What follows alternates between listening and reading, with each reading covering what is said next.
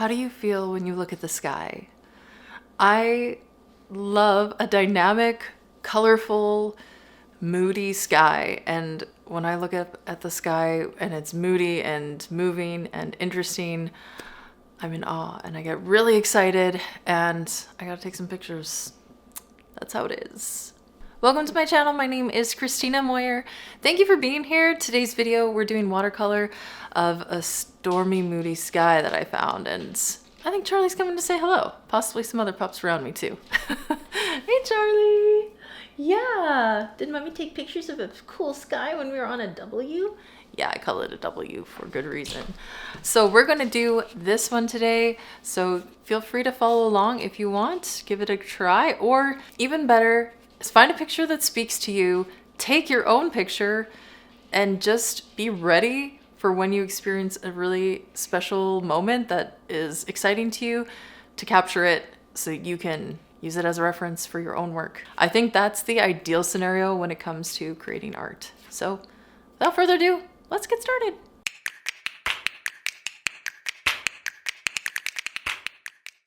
Hey, here I am with my trusty old travel bag here. I'm gonna pull out some watercolor materials, and this time I am gonna use some brushes.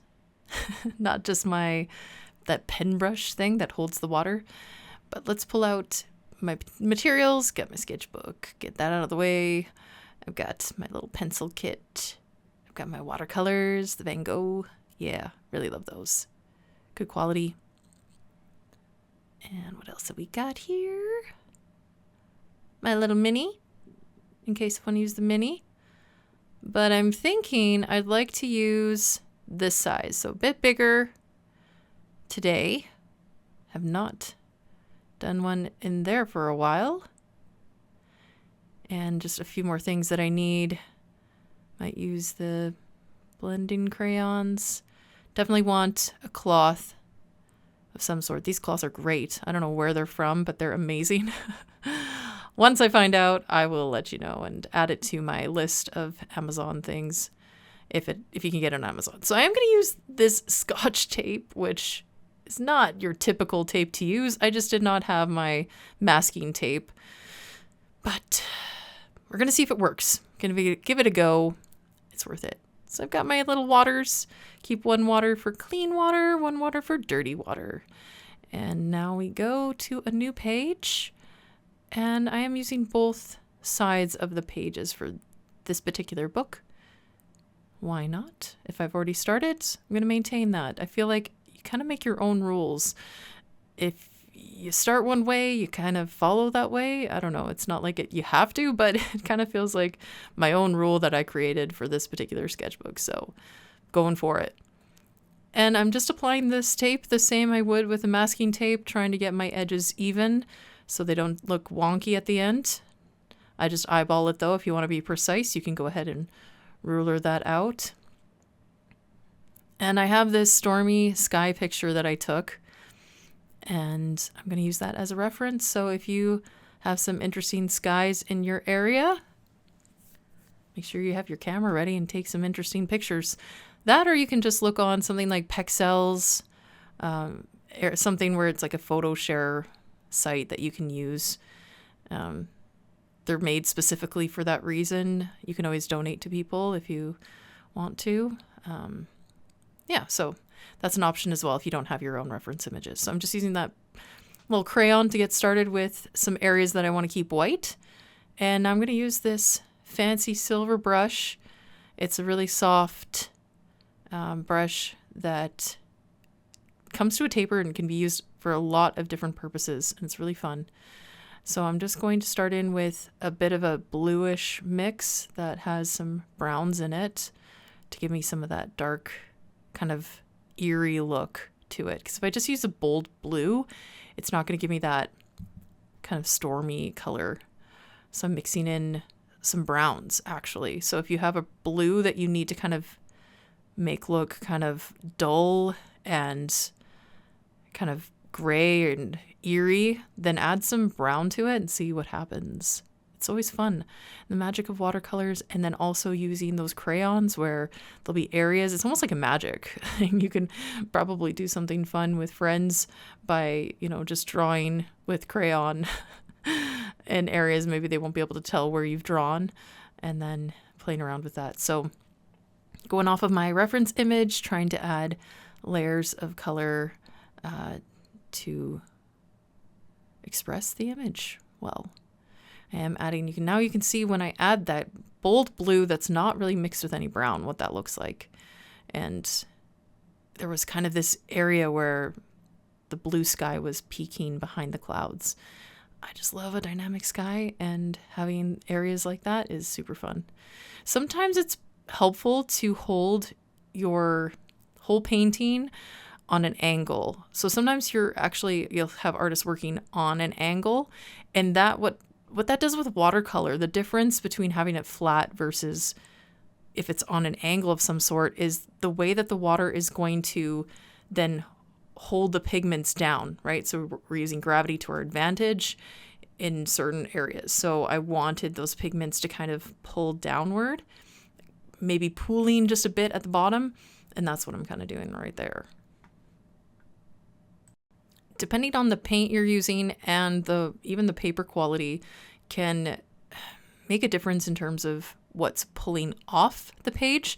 So you might be able to, it could be good, it could be bad. You might not be able to layer as well with colors if you have lesser quality. So you can see how I'm adding these additional layers to the piece to create darker areas and just make it more interesting. So that's something to think about if you're kind of in the early stages and investing. But at the same time, I wouldn't necessarily recommend, unless you have the budget for it, to go all in with the most expensive paints. But it does make a difference to have higher quality materials when it comes to watercolor. Like that, I have noticed a huge difference, especially like brushes, paints themselves, the quality of the pigments. And paper, I have yet to really try quality paper, but I did purchase some, so I am going to in the future. It's just a matter of getting there. I have these cute little sketchbooks I want to work in, and the paper's been pretty good, so it'd be really interesting to try the quality stuff and see how that makes a difference with my work. Now, sometimes you might find you're going over top and then you end up lifting the paint rather than creating a layer, and that does happen to me in this video. So you'll notice that there might be an area where, in that dark cloud spot, where I've created, tried to make it look a bit darker in that zone, and then it just messed up. But here right now, what I'm doing works pretty well. And what I did is I added some dark pigmented section, and then I took a dry brush, and I'm just just barely wet brush, and just pulling some of that into other areas. So if you want to kind of have something a little more dense, that worked for me.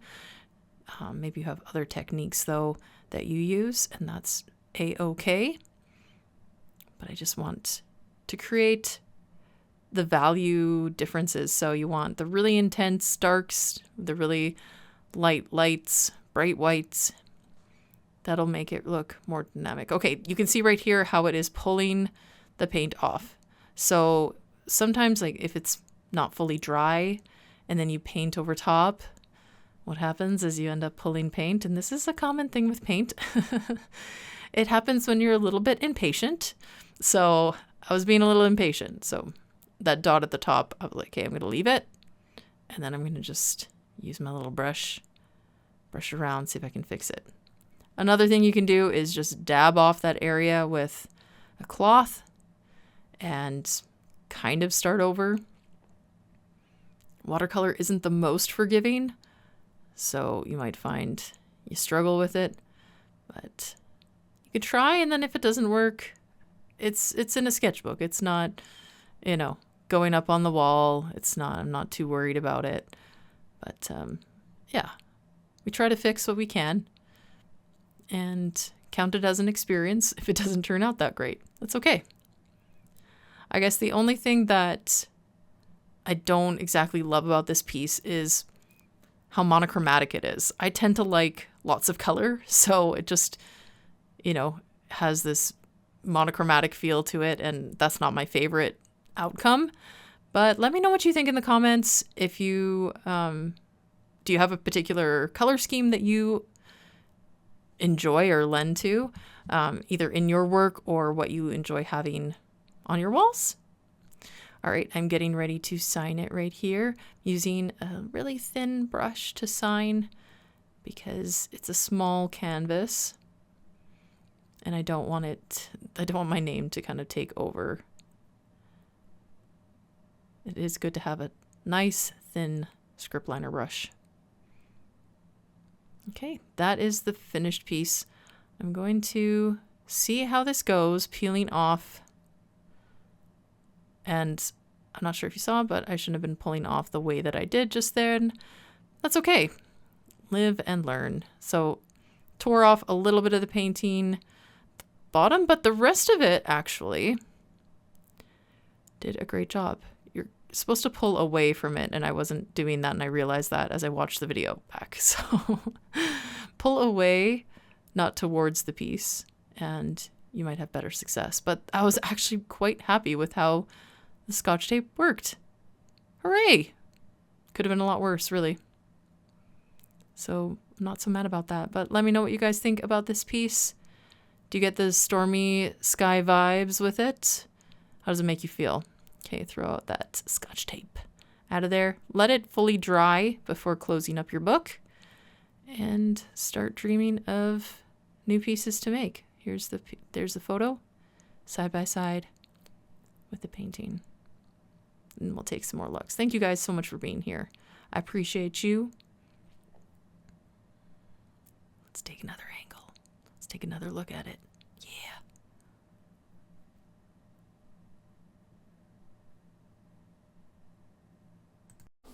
Thanks so much for being here. There's lots more to check out if you love my time lapses or you want to learn about products I'm trying out or other things. Go ahead and have some fun. Stick around and we'll see you next week. Have a wonderful week. We'll see you next time. Bye now.